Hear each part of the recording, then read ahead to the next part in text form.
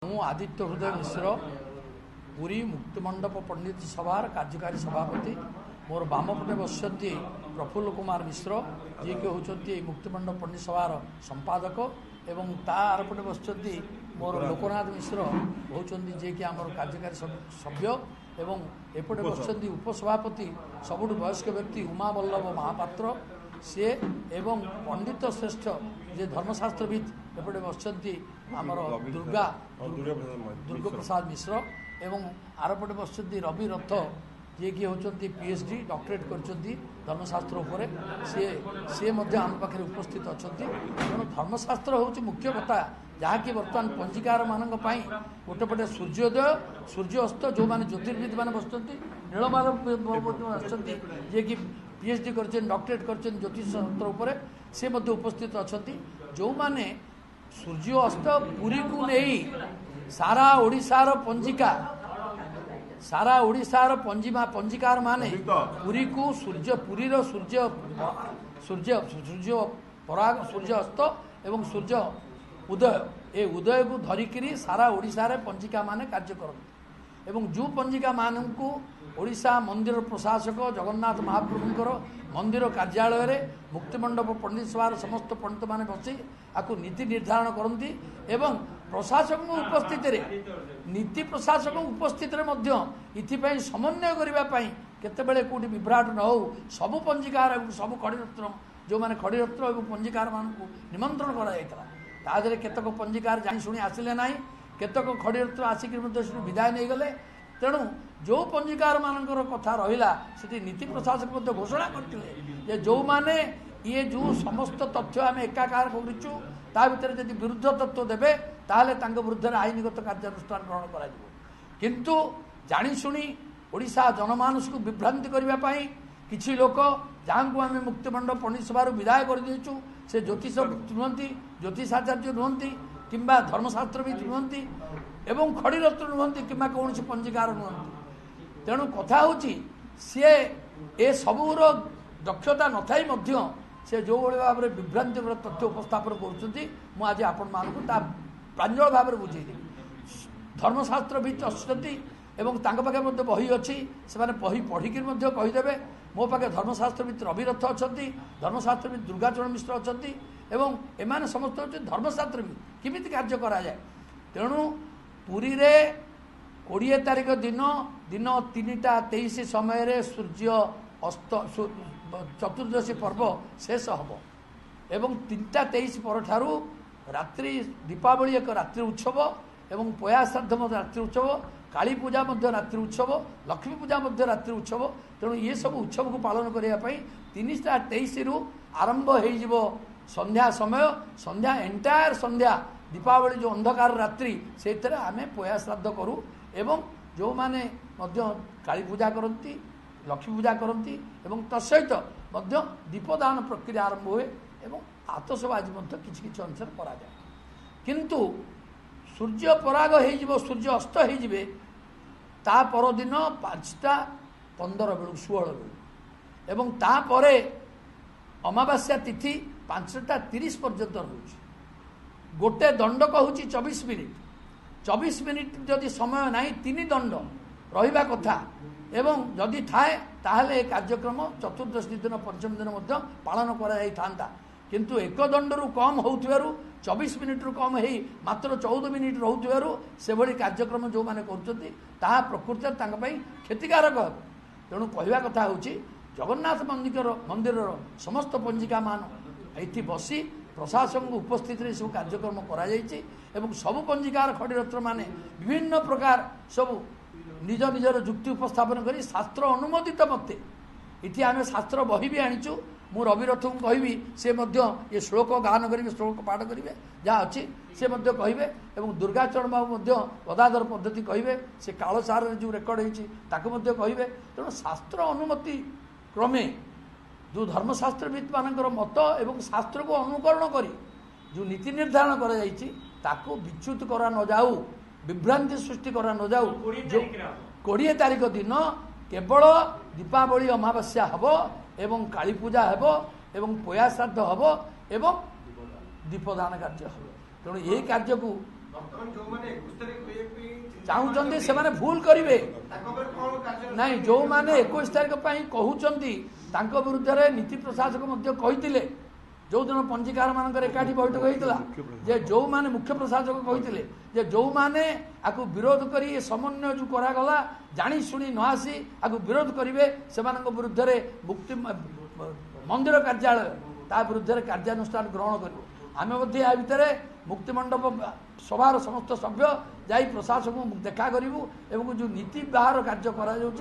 विरुद्ध में कार्यानुष्ठान ग्रहण करने आम दाबीपत्र उपस्थापित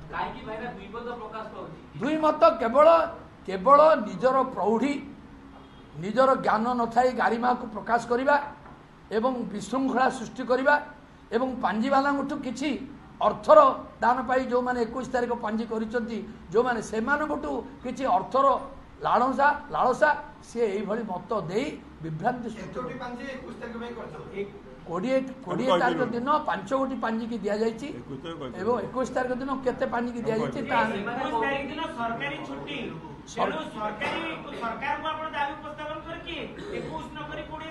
आमे सरकार पाखे दाबी उपस्थापन करुचु आज प्रेस कॉन्फ्रेंस सरकार को जनाऊँ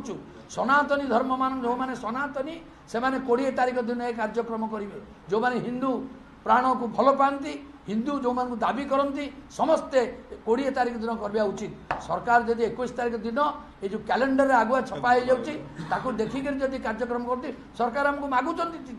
आम तिथि दौचु किंतु ताकू व्यतिक्रम करी को भली भाव में 21 तारीख करागला मुझे बुझीपारुनी तेणु सरकार 20 तारीख को छुट्टी घोषणा करूँ जदि 21 कर चतुर्दशी सहित अमावास्या मात्र 16-14 मिनिट रोचे तथापि 20 तारीख हूँ पूरा मात्रा राति अमावास्या करा तेणु ये 20 तारीख करा 21 तारीख जदि कर रखा एवं 20 तारीख छुट्टी घोषणा करा ये हूँ मुक्तिमंडप पंडितसभार समस्त सभ्य समस्त सदस्य माने उपसभापति कार्यकारी सभापति एवं जो माने पंडित प्रवर बस समस्त यह हूँ एकमात्र दाबी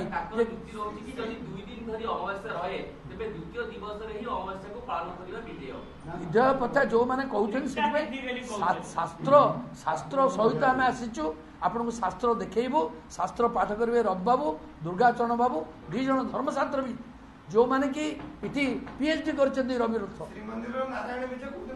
नारायण विजय पर्व नुहे नारायण विजय सागर विजय पर्व नुहे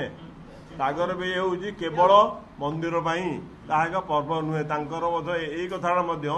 पूजा बड़ा निज को आमको कही सारी विषय आलोचना बेले मंदिर भितर आप उपस्थित थे दिन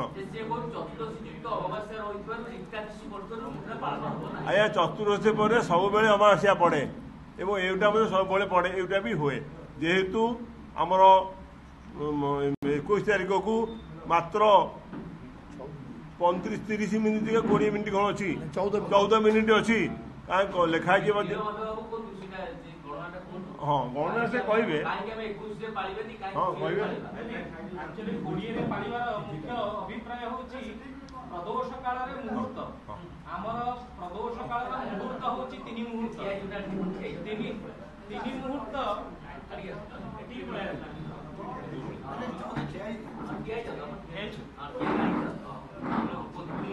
3 मुहूर्त रहिबा दरकार प्रदोष काल 3 मुहूर्त माने गोटे मुहूर्त 2 घटी गोटे मुहूर्त 2 घटी हेले आमर गोटे घटी 24 मिनिट गोटे मुहूर्त 2 घटी हेले 48 मिनिट दरकार ताहले 3 मुहूर्त हैला को केते 2 घंटा ऊपर हमको दरकार होची ताहले केमिति आमे ता परदिन 21 तारीख दिन केमिति पालन करिबा प्रदोष काल जदि 3 मुहूर्त गोटे श्राद्ध करिबा पई तार कर्मकाल अछि श्राद्ध करिवार कर्मकाल समय रे जदि मुहूर्त प्राप्ति हो नाही ताले आमे सही श्राद्ध करिबा सायंकाल रे मात्र 5:16 मिनिट रे सूर्यास्त हेउछि 21 तारीख दिन आउ तिथि सरुचि अमावास्या तिथि सरुचि 5:32 मिनिट रे कोटी 5:30 मिनिट रे 30 मिनिट रे मात्र माने 15 मिनिट रो गैप 15 मिनिट रे गोटे श्राद्ध सरी जीव कि केबे भी असंभव कथा निश्चित भाव में तार मुख्य काल और गौण काल दुईटा को हमको देखा दरकार मुख्य काल रोचे पूर्व दिन परदिन को पाऊना ताहले आम परदिन केमिति करिबा जो पांजी रे भूल वशतः लिखि देइचंती सेमाने तांकर संशोधन करने दरकार आउ जो सठिक भाव में लिखा जाइए 20 तारीख में आम जिते पंडित महोदय जो कथा कहते कार्यकारी सभापति महोदय प्रदोष काल गोटे प्रदोष काल गोटे सीमित समय रही है एवं से समय भितर श्राद्ध सर तो ये गोटे बड़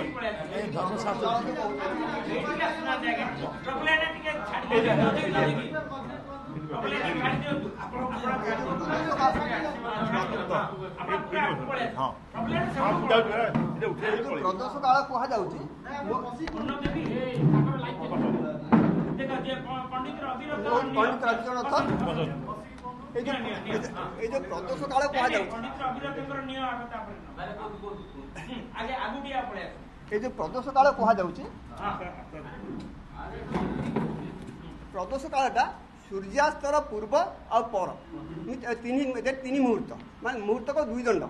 6 दंड रहा कथा दंड को 24 मिनिट तेणु 24 मिनिट लेखे 6 आमर हो 2 घंटा 24 मिनिट तेणु 2 घंटा 24 जदि पूर्व दिन आम 2 घंटा पाऊँ पर दिन मात्र 14 मिनिट पाऊँ पर दिन चतुर्थ हाँ से जहाँ कौन चतुर्थ ग्रहण नुहे कि कहुई जब चतुर्दशी पर दिन चतुर्दशी आम श्राद्ध समय को दंडे थी 24 मिनिट थी आम परदिन करूँ कि जेहेतु 14 मिनिट रोचे तेना परदिन करी न करी पूर्वदिन करुँ प्रदोष समय पूर्वदिन संपूर्ण पाला तेणु कही तुलास्ते भास्करे दर्शे श्राद्धम कृत्वा पराणिकी दीपदान तथा कुर्यात उपासता समय रघु उपासता ना प्रदोष काल रविंकर प्रदोष काल में श्राद्ध कर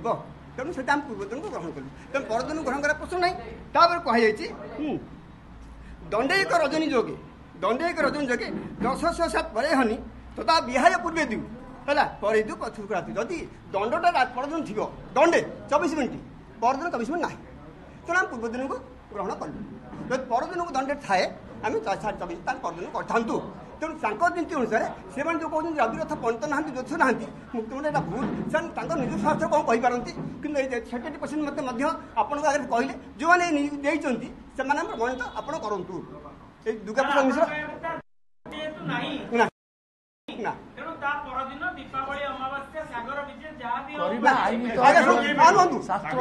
सागर विजय कहते जगन्नाथ सागर विजय नीति अलग सागर विजय प्रतिपदयुक्त हुए तेणु चतुर्थ आमर यहाँ हूँ पया श्राद्ध दीपदान श्राद्ध पिंडदान श्राद्ध नुहे पार्थक्य हूँ पिंडदान और दीपदान परदिन जो मैंने श्राद्ध कर नियम थे परदिन श्राद्ध करेंगे अमावास्या परदिन करेंगे सोमवार मान मंगलवार दिन किंतु जो मैंने दीपदान करेंगे दीपदान राति हुए जे परदिन चंद्र उदय होते दंड को चंद्र उदय गले चंद्र उदय होते पितृलोक मैंने अभिशाप दे पिला पलांती तेणु से दिन दीपदान नहीं कर शुणु हाँ ठीक पयास जार प्रतिपदा श्राद्ध थी सी केमी पिता को आह्वान कर तेणु ये पया श्राद्धटा हूँ दीपदान श्राद्ध आम श्राद्ध हूँ पिंडदान श्राद्ध जो मैंने पिंडदान करेंगे जमी आम बाली तृतीय गणेश जो चतुर्थी दिन गणेश पूजा आम करूँ सकाଳେ गणेश पूजा करूँ राति बाली पूजा करूँ तेणु एमती नीति नियम सब शास्त्र लिखा अच्छी जो शास्त्र पढ़ी ना अनभिज्ञ से शास्त्र कहे कौन पितृ कम विसर्जन कलु कौन एत भाई पितृ देवा देवास्त पितर को नुह आम पितृ देवता देवता करूँ तेणु राति जेहेतु ना दीपदान देव कहते यहाँ दीपदान उत्सर्ग दीपटा उत्सर्ग हुए पिंड दिया